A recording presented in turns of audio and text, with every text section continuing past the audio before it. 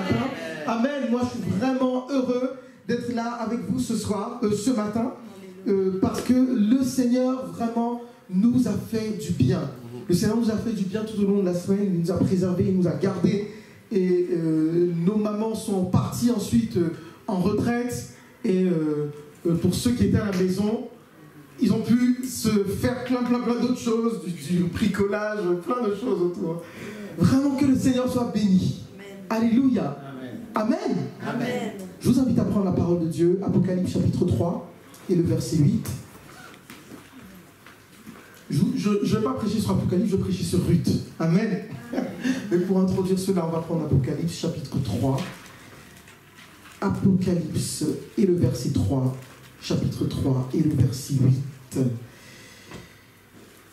Écrit à l'ange de l'église de Philadelphie. Verset 7. Voici ce que dit le Saint, le véritable, celui qui a la clé de David, celui qui ouvre et personne ne pourra fermer, celui qui ferme et personne ne pourra ouvrir. Je connais tes œuvres, dit le Seigneur.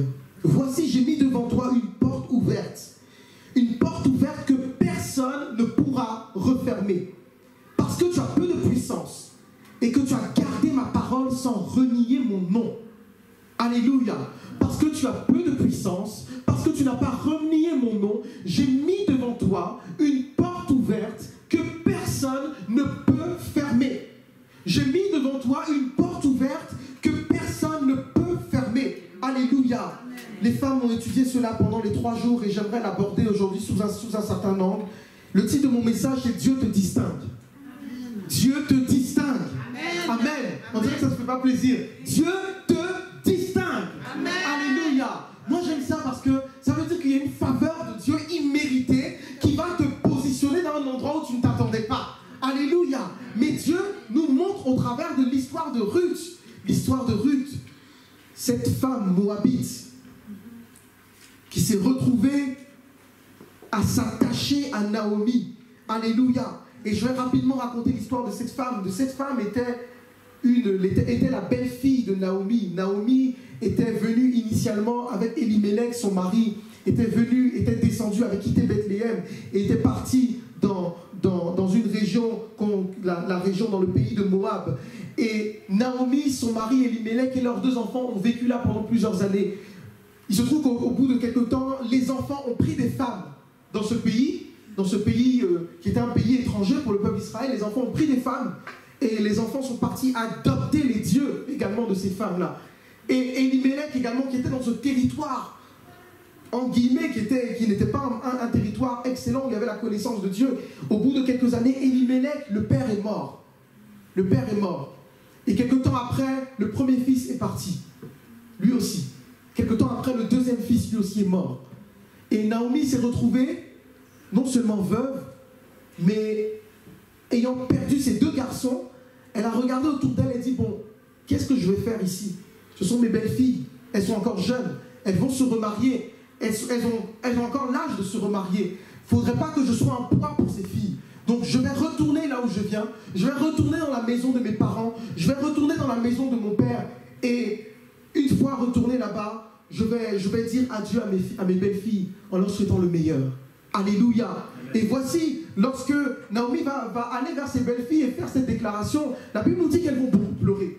Les filles s'étaient effectivement attachées à Naomi. Ces belles-filles s'étaient attachées à leur belle-mère. Elles aimaient réellement leur belle-mère. Elles ont beaucoup pleuré. Mais à un moment donné, il y a une décision qui devait être prise. Naomi a dit, bon, on a suffisamment pleuré. Maintenant, je prends ma valise et je m'en vais. Et je retourne là où j'étais.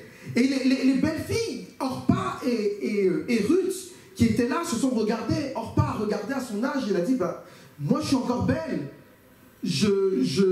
Dans ce pays de Moab, j'ai mes parents, j'ai mes cousins, j'ai mes amis. J'ai tout cela en fait. Et c'est vrai, Naomi, je t'aime, mais je ne te suivrai pas jusque-là. Tu me dis de rester, et je crois qu'en me disant de rester ici, tu me donnes ta bénédiction pour que je reste là. Donc je ne te suivrai pas. Moi, je reste au pays de Moab. Et Orpa a pris une décision, elle a pris ses bagages, elle a dit au revoir à Naomi, elle est partie. Mais il y a eu une femme qui s'appelle Ruth, Ruth va se retourner vers Naomi et va lui faire une déclaration déclaration que l'on retrouve dans le Ruth chapitre 1 et le verset 15 et 17. On peut le prendre pour le lire.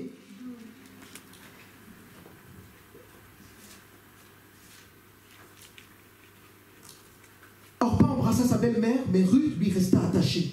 Naomi dit à Ruth, tu vois, ta belle-sœur est retournée vers son peuple et vers ses dieux.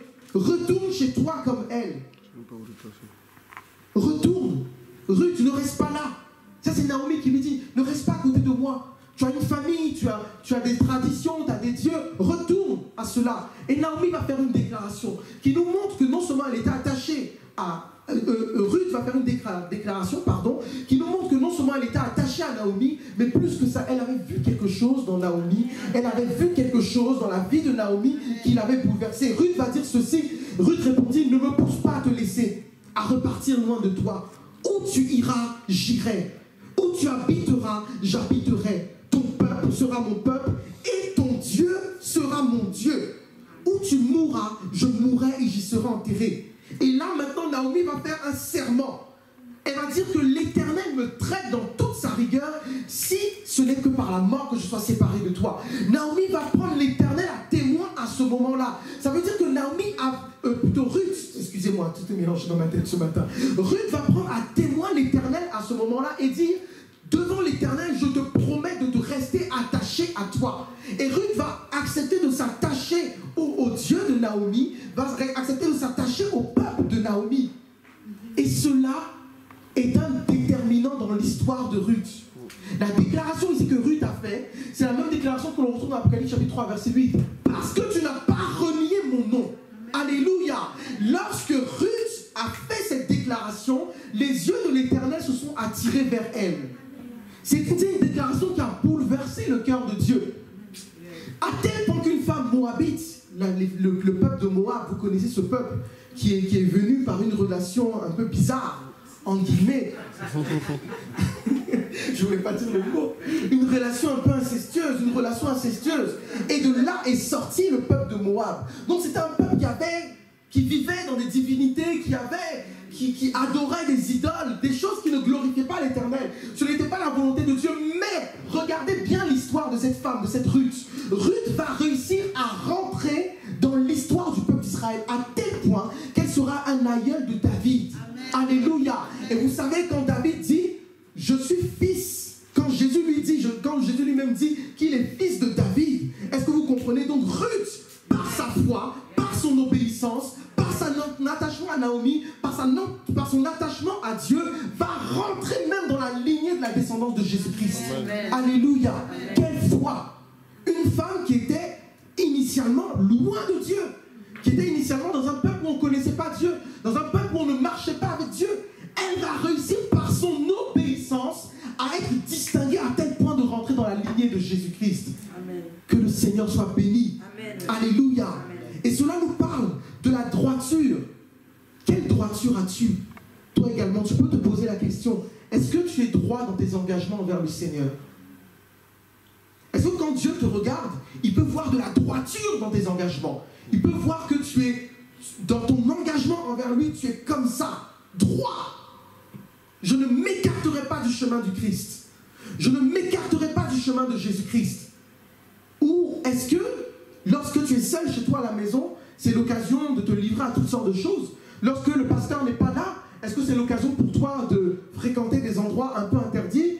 Ou est-ce que c'est l'occasion pour toi de chercher Dieu malgré tout, de rester ferme dans ton engagement? Il y a deux histoires que la parole de Dieu nous rapporte. L'histoire de Joseph. Joseph qui était ce jeune garçon qui se retrouve dans la maison de Potiphar. Et un jour, la femme de Potiphar, sa patronne va venir le voir et va dire, Joseph, je te trouve mignon. Tu sais que tu es mignon, Joseph? Tu as de beaux yeux, petit Joseph. Tu as une belle carrure.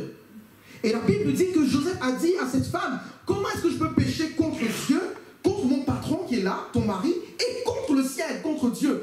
Et la Bible dit que Joseph a fui. Ça lui a causé quelques problèmes. Mais il a fui. Et à partir de ce moment-là, les yeux de Dieu se sont arrêtés sur ce garçon-là.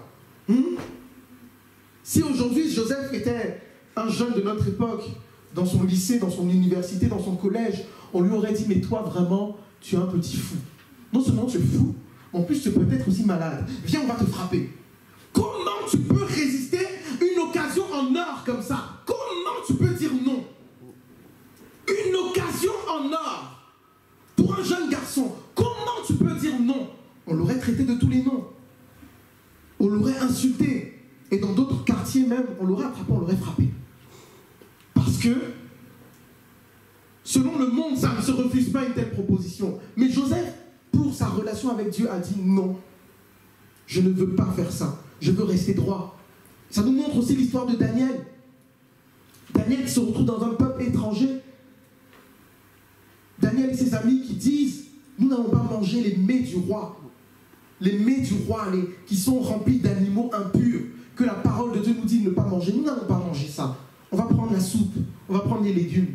Parce que ces aliments-là, ces animaux que vous avez tués pour mettre dans la sauce, là, non. Nous, en tant que peuple de Dieu, on ne peut pas manger ça. Est-ce qu'il t'arrive également, tu vas être distingué par Dieu, alléluia, et Dieu aussi veut te distinguer, mais est-ce qu'il t'arrive également de prendre des positions fortes dans ta vie? Est-ce que ça t'arrive de prendre une position forte, de dire, moi ça je ne fais pas, moi ça je ne touche pas. Je suis devant mes collègues, mais je ne renierai pas le nom de Jésus-Christ. C'est pas on va faire des blagues bizarres, et puis je participe après, ah Seigneur, mais comment je peux faire? C'est l'endroit où je travaille, ce sont mes collègues. Est-ce que tu arrives également à te distinguer à prendre des positions fortes devant le Seigneur? Et là, c'est une invitation. Je vous invite vraiment à prendre ces décisions-là tous les jours de votre vie. Vous ne savez pas, il y a une décision un jour que vous allez prendre qui va attirer les regards de Dieu sur vous. Alléluia. Et une décision un jour, tu vas prendre cette décision-là et Dieu va s'arrêter sur ton cas. Alléluia. Le Seigneur va s'arrêter sur ton cas et il va commencer à te regarder. Et le processus dans lequel Ruth est rentrée, Dieu va te faire rentrer dans ce processus-là. C'est quoi? La faveur imméritée. Amen. La faveur imméritée. Je mets devant toi une porte ouverte, une porte que personne ne pourra fermer. Alléluia. Et il dit ceci, je te donne la clé de David. Ruth avait obtenu la clé de son arrière-petit-fils David, sans le savoir. Sans le savoir, la porte que Dieu met devant elle, qui est ouverte, la porte de faveur, la porte d'élévation, la porte de bénédiction est ouverte devant toi. Alléluia. Amen. Femme, ce n'est pas par hasard que vous avez pris ce thème. Ce n'est pas par hasard que vous avez pris ce thème. Dieu veut distinguer plusieurs au milieu de vous. Amen. Alléluia. Dieu va vous surprendre. Dieu va distinguer plusieurs au milieu de vous. Ce n'est pas par hasard. Saisissez le message par la foi. Alléluia. Amen. Et Ruth, par son obéissance, va déclencher sa bénédiction. La bénédiction que Ruth va déclencher, on le voit dans Ruth chapitre 2, le verset 8 et 13. On voit une bénédiction ici qui est déclenchée, une bénédiction qui est au-delà de toute mesure. Ruth va se retrouver dans le champ d'un monsieur qu'on appelait Boaz. Et comme elle est étrangère dans le pays où elle arrive, elle est étrangère en terre d'Israël, elle va chercher du travail.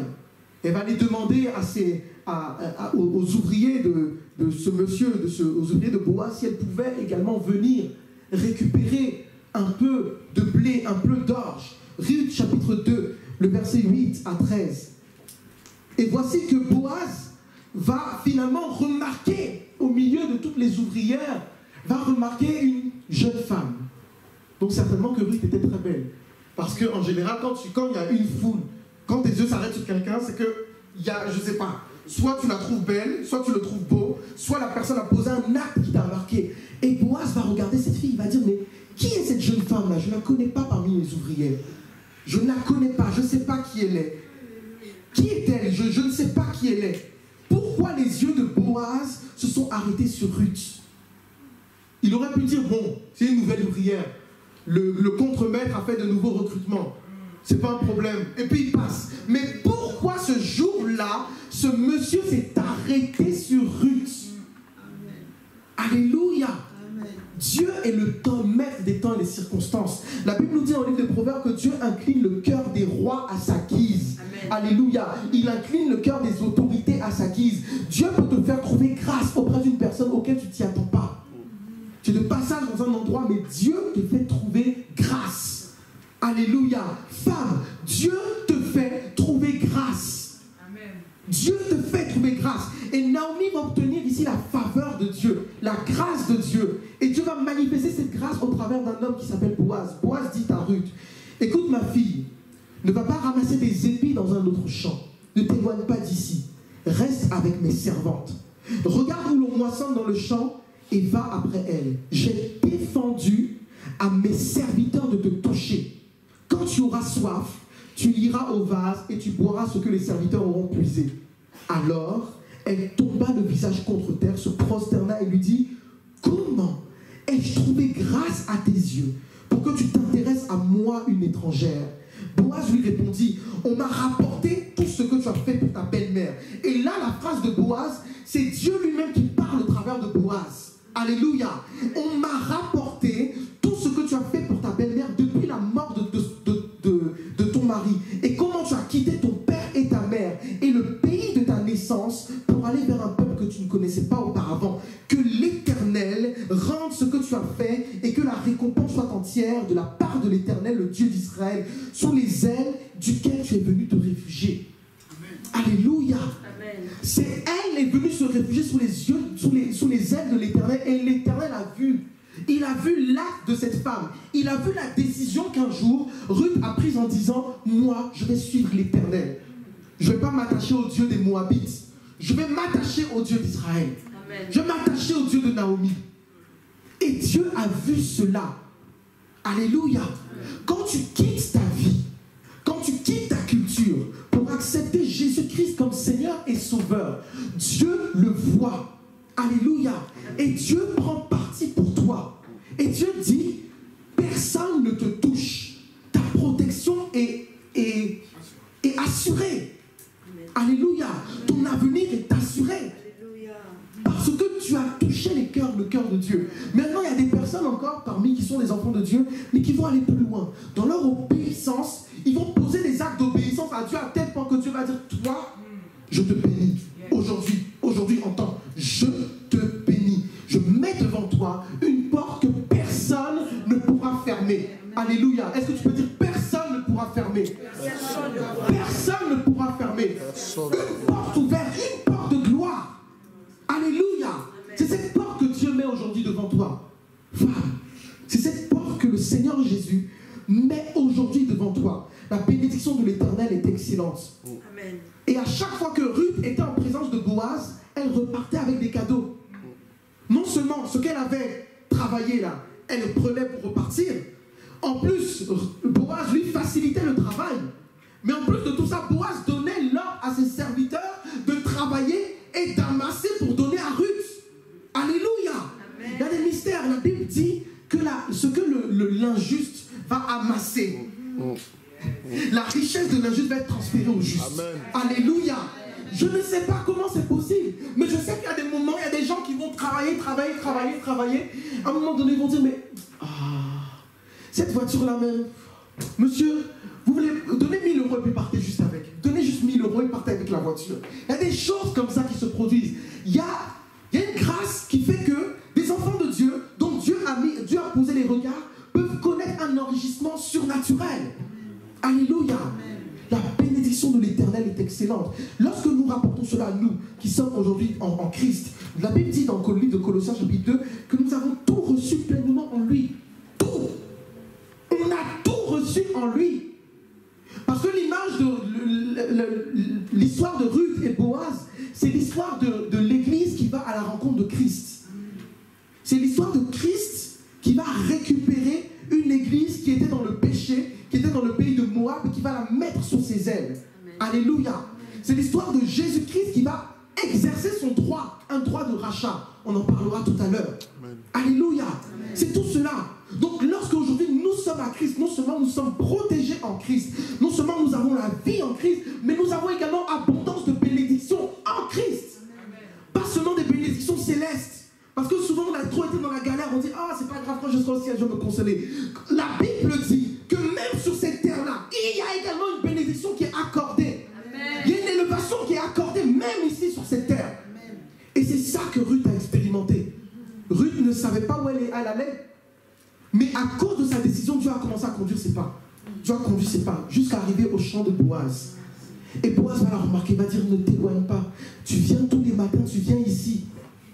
Tu viens ici tous les matins. » Vous savez, quand un homme cherche une femme, il Il peut même aller s'asseoir dans un métro et puis rester là à attendre. Jusqu'à ce qu'elle arrive. Mais comme lui, il était chef, il dit non, non, franchement, faut pas t'éloigner, tu sais. Tu peux venir ici, tu es toujours la bienvenue. Il voulait la revoir. Mais la grâce de Dieu, elle est telle que Boaz ne savait pas qui était Ruth. Ruth ne savait pas qui était Boaz. Parce que le maître des temps et des circonstances avait commencé à lui-même à conduire les choses. C'est en rentrant à la maison que Ruth expliqua à sa belle-mère Naomi. Elle dit, maman Naomi, regarde ce qui s'est passé. Je suis partie d'un champ, voilà. Il y a un monsieur qui est venu. Comment il s'appelle? Elle dit, il s'appelle Boaz. Et la maman met la main sur la tête. Amen. Alléluia. Gloire soit rendue à Dieu. Ce Boaz, en réalité, a droit de rachat sur notre famille. Le droit de rachat, c'est un droit qui permettait à un homme, lorsqu'il perdait son frère, par exemple, de pouvoir racheter, d'avoir un droit de rachat sur la femme, pour pouvoir continuer à perpétuer le nom de son frère. Donc c'est un droit en fait qui permettait à une personne de récupérer une autre et de la mettre sous ses ailes. Et de continuer avec cette personne-là. Et là, Naomi découvre qu'en réalité, Ruth est partie travailler dans le champ de Boaz. Mais Dieu était à la base. Amen. Dieu était celui qui avait fait le plan, qui avait conduit Ruth jusqu'à aller travailler au champ de Boaz. Alléluia. Amen. Et c'est là maintenant qu'on découvre une chose. Je n'ai pas noté ce verset. C'est là qu'on découvre en fait que Naomi, que Elimelech, qui était le mari de Naomi, était parenté à Boaz. C'est là qu'on découvre en fait que dans cette famille d'Elimelech, dans la famille de ce monsieur qui est descendu à Moab pour y vivre, on se rend compte qu'il y avait une bénédiction en fait. Que cette famille en réalité elle était extrêmement riche, elle était déjà bénie. Mais qu'est-ce qu'Elimelech était parti chercher à Moab? Qu'est-ce qu'Elimelech était parti chercher dans le monde? Ça nous parle de beaucoup de choses, ça nous parle des chrétiens, des enfants de Dieu qui ne sont juste pas conscients de leur identité en fait. Ils ne connaissent pas leur identité. Ils ne savent pas que, en fait, ils sont dans la famille de Christ et qu'en Christ, ils ont tout. Et quand la famine arrive, comme celle qui a connu Elimelech, il prend ses affaires, il retourne dans le monde. Quand l'épreuve arrive, il prend ses affaires, il retourne dans le monde. Quand les difficultés arrivent, il a prié 2-3 fois, il a vu que ça ne marchait pas, il prend ses affaires, il retourne dans le monde, sans savoir que là où il était déjà béni. Il avait déjà la grâce, il avait déjà la bénédiction. Il avait quelqu'un dans sa parenté qui avait un champ. Donc il aurait pu manger, lui, sa femme et les enfants. Mais qu'est-ce qu'Elimelech est parti chercher dans le monde? Qu'est-ce que quelquefois nous allons nous mettre dans des problèmes inutiles? Aller chercher des problèmes inutiles dans le monde. Je lisais sur les réseaux sociaux, c'était, je sais pas qui avait mis, c'est un monsieur qui avait mis, oh vous les filles chrétiennes, vous fatiguez, épousez n'importe qui, prenez même des païens, et puis ça fait rien, Dieu lui-même, il comprend. Et les gens sont venus commenter, mais comment tu peux dire de pareilles choses? Et il y a une qui est venue raconter un témoignage en disant, oui, mais tu dis bien de dire ça, moi j'ai une copine aussi qui a fait comme ça, et aujourd'hui, après, le gars il s'est converti. J'étais triste de lire ça. Et j'ai une camarade qui est venue marquer en dessous, elle dit, ah, j'attendais un commentaire comme ça. J'attendais que quelqu'un me donne l'aval pour aller prendre dans le monde et puis essayer de le convertir. Parce qu'il y a une histoire qui a marché, tu veux qu'on te raconte des dizaines d'autres histoires qui n'ont pas marché? Où des gens sont allés chercher des filles dans le monde, ou des garçons dans le monde, pour ensuite avoir des vies totalement détruites. Qu'est-ce que, quelquefois, nous allons chercher dans le monde? Qu'est-ce qu'on se plaît à aller chercher des choses dans le monde? Alors que tout, on peut tout avoir dans la présence de Dieu, tout avoir auprès du Seigneur. Sachez, retenons ceci, le temps des épreuves, en réalité, est un temps de distinction. Le temps de l'épreuve est un temps de distinction. Quand tu veux que Dieu te distingue, comporte-toi bien dans l'épreuve. Prends les bonnes décisions dans l'épreuve. Alléluia. Quand c'est la famine, prends les bonnes décisions. Quand tu pries et que tu attends quelque chose que tu n'as pas, continue toujours à prendre les bonnes décisions, parce que dans ce temps d'épreuve, l'ennemi te tend une épreuve pour que tu puisses aller dans son camp. Mais toi, dans cette épreuve, tu gardes la foi, tu restes conscient de ton identité et tu restes conscient que tu marches avec Jésus-Christ. Tu fais un choix volontaire que moi, je marche avec Jésus-Christ et je n'irai pas dans les choses du monde. Tu tu vas voir, Dieu va commencer à t'élever. Dieu va commencer à te distinguer. Dieu va commencer à faire la différence avec toi. Alléluia. Amen. Et la dernière des choses, c'est le droit de rachat. Le droit de rachat que Boaz va exercer envers Ruth. Ruth chapitre 4. Boaz va exercer ce droit de rachat et va épouser Ruth. Jésus-Christ aujourd'hui, nous qui étions perdus, nous qui étions loin de lui, nous qui marchions loin de lui, on n'avait pas d'assurance. On était dans le monde, on était dans le péché. Jésus-Christ n'a pas regardé à ça. Il a exercé envers nous le droit de rachat. Alléluia. Et il n'a pas payé avec de l'argent. Il a payé par son sang. Alléluia. Il a donné son sang. Il a donné son sang pour que toi et moi, nous puissions lui appartenir. Pour que toi et moi, nous puissions être avec lui. Alléluia. Alors toi, enfant de Dieu aujourd'hui, qui a été racheté par le sang de Jésus-Christ, Jésus-Christ a payé le prix pour que tu sois racheté. Il a payé le prix à Dieu pour que tu sois racheté, pour que tu reviennes à lui.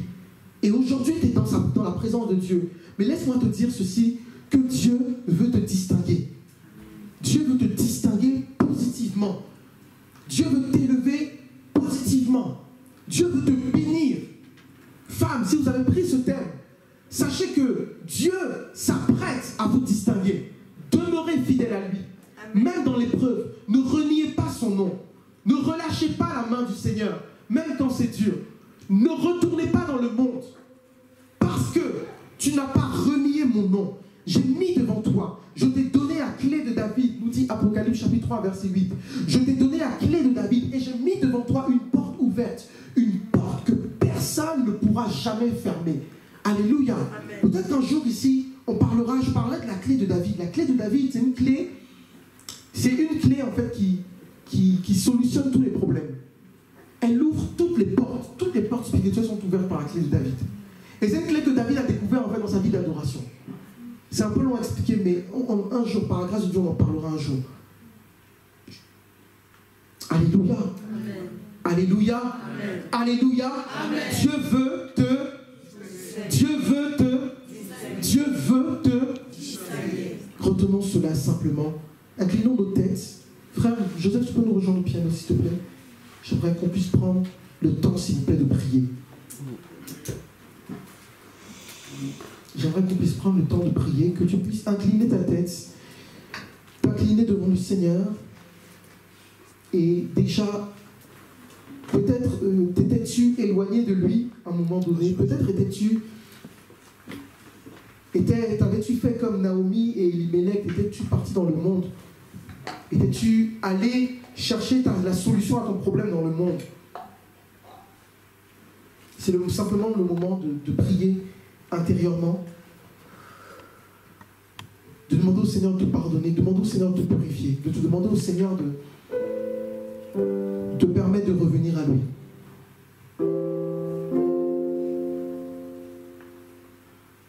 Est-ce qu'on peut tous prier dans nos cœurs ou à voix haute? Est-ce qu'on peut tous prier maintenant? Alléluia.